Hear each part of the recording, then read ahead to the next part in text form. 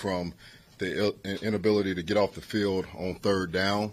There's three major reasons that happened. The first one, losing leverage in certain situations. Then, the times we did get to the quarterback, we didn't get them down. And then we had some communication issues.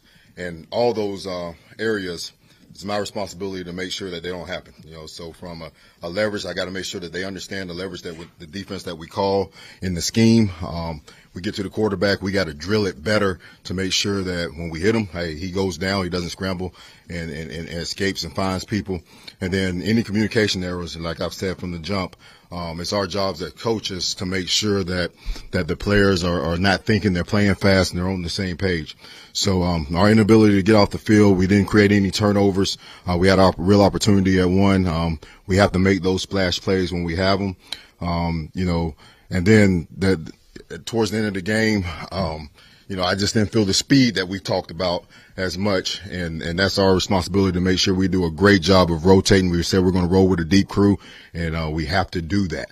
And so, going from week 1 to week 2, transitioning to New York, once again, you have another high pedigree quarterback, a guy that can really create with his feet, get outside the pocket and make you have to worry about him running and throwing the football.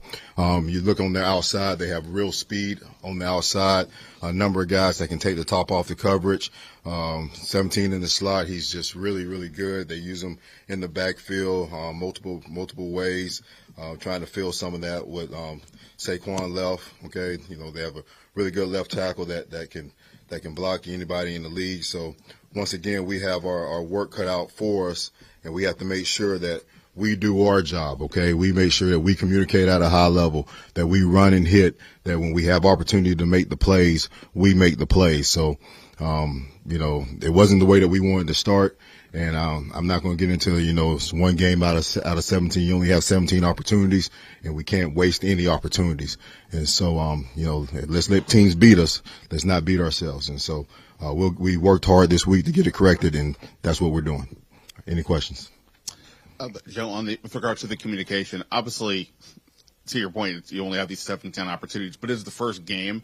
You did practice, but only a little bit together in preseason. Is this to some degree – is it a normal slow start in this area, or is this sort of abnormal for even those limitations that you have getting ready? I don't expect them. Okay, I don't expect to have the communication mistakes that we had. We hadn't made them. I don't expect them. The standard is the standard. It's game 1, game 17. We talked about putting them in stressful situations, which we have.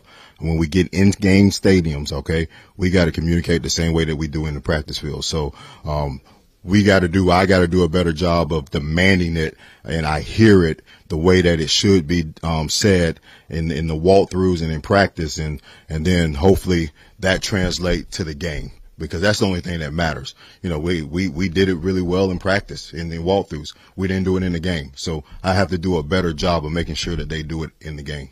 And I don't know if these things too are related, but you mentioned sort of the speed maybe needs to be a little bit more, and the communication. Is this, you're seeing a new team Tampa's doing? Obviously they did a good job with whatever they wanted to do. Is it like not being quite as sure as to what you're seeing, and therefore No. That one, we knew what they were going to do. Okay.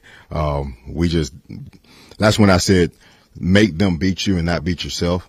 And I give all the credit to Tampa. All right. They executed. Baker had a really good game and all that. But, the mistakes we made and not completing some of those plays, helped them along with how the score got to where it was. So, make them beat us. All right. Don't give them any help. They don't need help.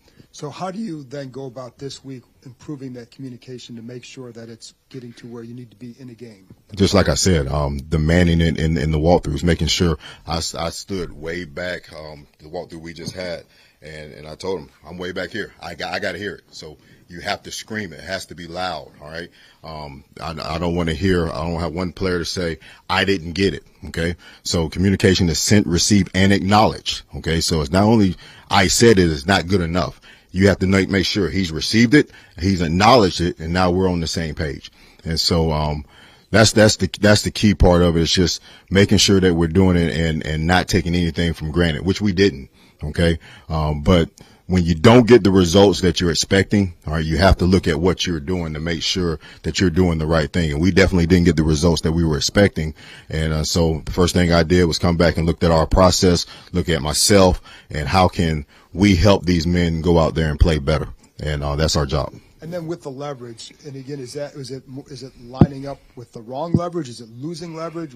What was the? It was a myriad of things. It was times we slightly lined up the outside when we should have been inside, or let a guy cross our face where we shouldn't have in certain defenses. So if we have outside leverage defense, all right, they can't beat us outside. We have inside leverage defense, they can't beat us across our face unless it crosses us in the details. I'm not going to get into the details of the coverages, but at the end of the day, we have to be where we're supposed to be, and that's my job. Just in talking to Benjamin St. Juste and Emmanuel Forbes, it seemed like they knew exactly went wrong on certain plays. As you've seen them throughout the week, how have they kind of reacted to, I guess, their individual performances, but the defenses as a whole? After, and this is going to be continued win lose. After we flush it, we don't hang our head on it anymore. You just can't. You can't let one loss or one situation beat you twice. So I haven't talked to them about any of that, just to be honest with you. We're professionals. They're professionals. I expect them to, all right, get into this New York game plan and make sure that the same mistakes that we made in the first week can't show up this week, and if it rears its head, because I will say this, the plays that we gave up, and the guys got to understand this, when you put that on film, people are going to test it. Okay. And so, we got to make sure it's shored up or we're going to keep seeing it.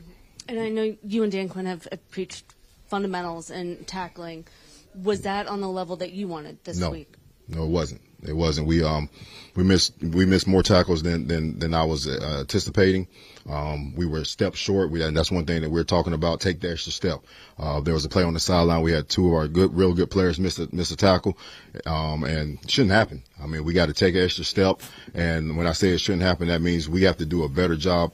In practice these days, you don't go to the ground, so we have to make sure we're getting our bodies in position every practice, running to the ball, getting the bodies in position to get people on the ground. So no, it wasn't to the standard. What is your process for evaluating game tape start to finish? I have so many processes. Are you talking about lean it up until the opponent that I'm about to play, or self scout? Which one are you talking about? Self scout, like after from Sunday night until whenever you stop thinking about the game you just played. All right, the first thing when we get on the plane, I just go through the game. Okay, thinking about the calls, where the calls appropriate for the situation. So you're never necessarily going to be perfect. Were there any calls that went in there slowly or not? And then you go back and I watch it a second time, and I'm watching the levels of, all right, how's the technique being played within the call, and then come back again, watch it before I watch it with the other coaches, and the performances of the players, and then I'll watch it with the coaches, and they'll tell me what they thought of the performance of their players, and then we get with the players and we have what we call Tell the Truth Monday, and I'll start with myself. All right, I might have missed this call, I might did this, whatever it was, we're going to tell the truth, and then I'll ask them, all right, what leverage did we say we were going to play here? All right, why didn't you play it? Okay, what technique did we say we were going to do here? And it's an uncomfortable meeting, all right, because we got to get to the bottom of it, and hopefully, and it's been like that through my whole career, and hopefully we get to the bottom of it. I was going to ask, how did you get to your process of doing that throughout your career? Is that something that has always been the case, that you learned from someone, or is that something that you've refined over time? It's a little bit, refined over time, but like I said last week, I learned a lot from my dad, and I think you just be upfront and be honest with players, and they will respect that. And I don't really go for, getting in separate rooms. We do it as a group, the whole defense. And so when you get in separate rooms, the D-line will say, oh, it was a secondary fault. So the secondary will say it was linebacker's fault. No, we're all in here together. We're all listening to everybody's mistakes because we went out there and put that out there together, right? We didn't do it separately.